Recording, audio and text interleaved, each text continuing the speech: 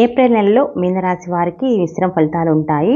ప్రతికూల ఫలితాలతో పోల్చుకుంటే ఈ నెల కొంచెం బాగుందా అని అనిపిస్తుంది. సానుకూల ఫలితాలు కూడా ఎక్కువగా కనిపిస్తాయి. అలాగే ప్రతికూల ఫలితాలు కూడా కనిపిస్తాయి. వృత్తిపరంగా మీకు కొంచెం సాధారణ సమయం ఉంటుంది. ఎందుకంటే పై అధికారుల నుండి మద్దతు ఉండదు మీకు. వారితో గొడవలయ్యే అవకాశం ఉంటుంది. కాబట్టి మీరు మీ కోపాన్ని నియంత్రణ చేసుకోండి. ఎందుకంటే ఇంకా మరిన్ని సమస్యలు కలగకుండా జాగ్రత్త పడండి. ఇతర సహోద్యోగుల పనిలో జోక్యం చేసుకోవద్దు. ఎందుకంటే చివరికి ఎవరి మద్దతు లేకుండా ఆ పనిని మీరే పూర్తి చేయాల్సి వస్తుంది కాబట్టి ఓపికగా ఉండండి. మీ వంతు కోసం వేచి చేయండి. భవిష్యత్ నెలల్లో మీ వృత్తిలో మీరు విజయం సాధిస్తారు.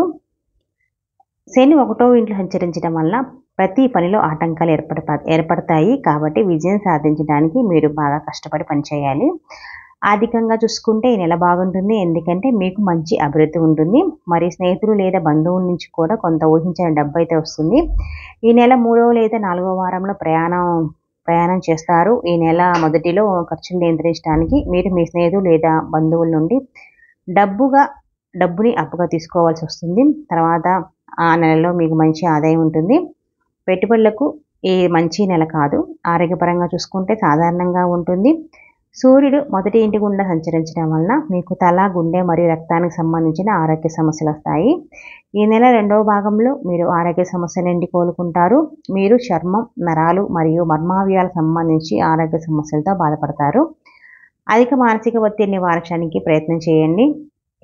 మరియు ఈ ఒత్తిడిని అధిగమించడానికి యోగా లాంటివి ప్రాక్టీస్ చేయండి. కుటుంబపరంగా చూసుకుంటే మీకు జీవిత భాగస్వామితో కొన్ని గొడవలు లేదా అపార్థాలు ఉంటాయి.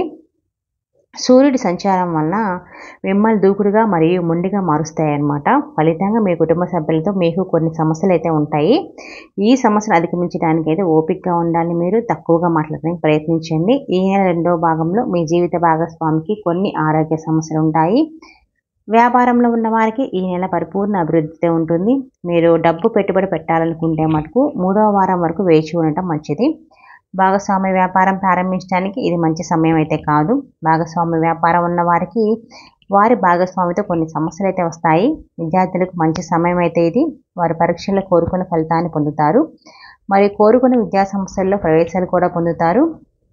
అయితే నీచబుద్ధుడు ఆసక్తి మరియు ఏకాగ్రత లోపాన్ని కలిగిస్తాడనమాట. కాబట్టి మొదటి 2 వారాల్లో వారు తమ చదువు విషయం జాగ్రత్తగా ఉండండి. చివరి 2 వారాలు చాలా బాగుంటాయి.